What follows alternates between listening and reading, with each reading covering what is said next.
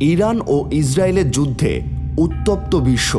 প্রতিনিয়ত গোলাবর্ষণ, মৃত্যু ও মানুষের জীবন কঠিনতর পরিস্থিতির সম্মুখীন। কিন্তু জানেন কি, কবে থেকে শুরু হয়েছিল ইরান ও ইসরায়েলের যুদ্ধ? কিভাবে হয়ে উঠল এই দেশ অশান্ত? আসুন আজকের এই ভিডিওতে ফিরে যাওয়া যাক অতীতে, জানা যাক এই সংঘাতের মূলে থাকা আসল কারণ কোনটি। ইতিহাস বলছে ইসরায়েল ও ইরানের মধ্যে সুস্থির ও সৌহার্দ্যপূর্ণ সম্পর্ক বজায় ছিল 1979 সাল পর্যন্ত। কিন্তু সেই সম্পর্ক খারাপ হয় যখন আয়াতুল্লাহ কথিত ইসলামী বিপ্লবের মাধ্যমে তেহরান দখল করে। এর আগে 1948 সাল নাগাদ ফিলিস্তিনকে বিভক্ত করে ইসরায়েল রাষ্ট্র তৈরির বিরোধিতা করলেও মিশরের পর ইসরায়েলকে স্বীকৃতি দেওয়া দ্বিতীয় মুসলিম দেশও ছিল ইরান। সেই সময় ইরানে জারি ছিল পেহলভি রাজবংশের শাহদের দ্বারা শাসিত রাজতন্ত্র। 1980-র দশকে ইরান ও ইরাকের মধ্যে শুরু হয় দীর্ঘস্থায়ী সামরিক সংঘাত। দুই দেশের মধ্যে সরাসরি যুদ্ধ শুরু হয় 1980 সালের 22শে সেপ্টেম্বর, যখন ইরাকি সশস্ত্র বাহিনী দেশগুলির যৌথ সীমান্ত বরাবর পশ্চিম ইরানের আক্রমণ ধেয়ে আসে। তবে ইরাকের দাবি যুদ্ধ শুরু হয়েছিল সেপ্টেম্বর মাসের শুরুতে। সেপ্টেম্বর মাসের 4 তারিখে যখন ইরান বেশ কয়েকটি সীমান্তে গোলাবর্ষণ করে, তখন থেকেই শুরু হয়ে যায় যুদ্ধের সাজ। 1988 সালে যুদ্ধবিরতি ঘোষণা করে সেই যুদ্ধের ইতি ঘটে।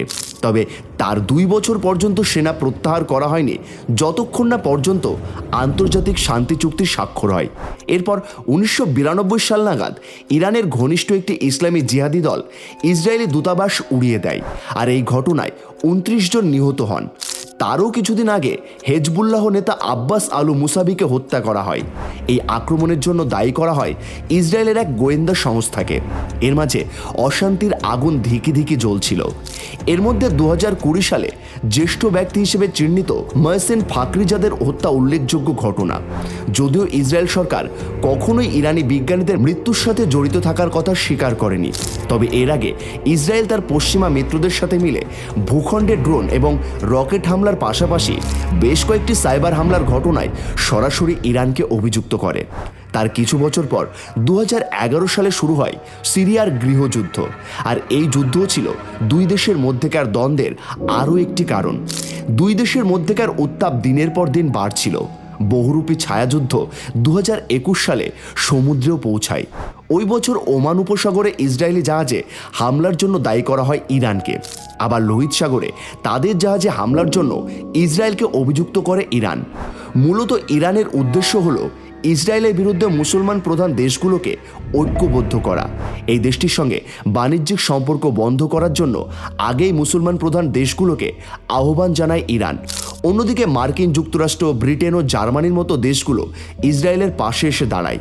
শুধু তাই নয়, এই যুদ্ধে শক্তিধর দেশগুলি তাদের ক্রমাগত সাহায্যও করেছে।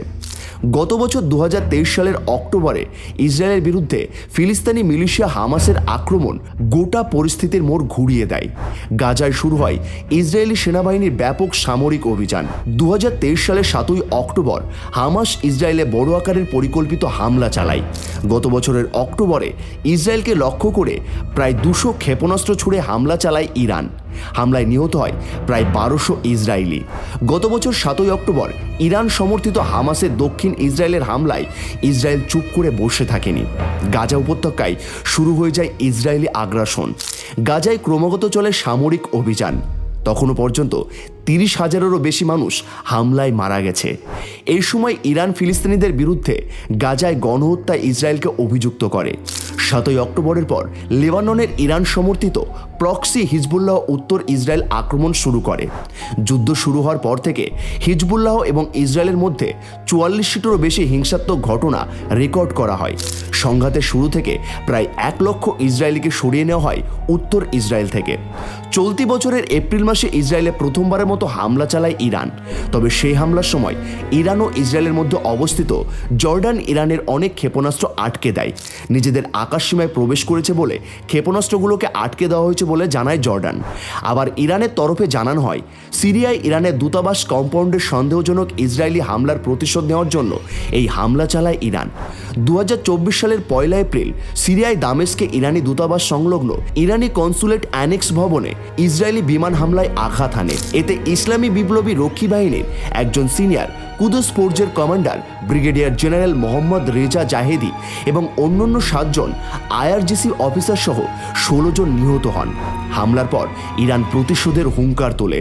শোনা যায় হামলার আগের সপ্তাহগুলিতে বিশ্বের শক্তিধর দেশগুলো যেমন মার্কিন যুক্তরাষ্ট্র, ফ্রান্স, জার্মানি সবাই ইরানকে সতর্ক করে ইসরায়েলে আক্রমণ না করার জন্য। কারণ আগের থেকে সকলে আশঙ্কা করেছিল এই ধরনের আক্রমণ দীর্ঘতর হবে এবং ইরানের বিরুদ্ধে পশ্চিমাদের সামরিক প্রতিক্রিয়া বাড়বে।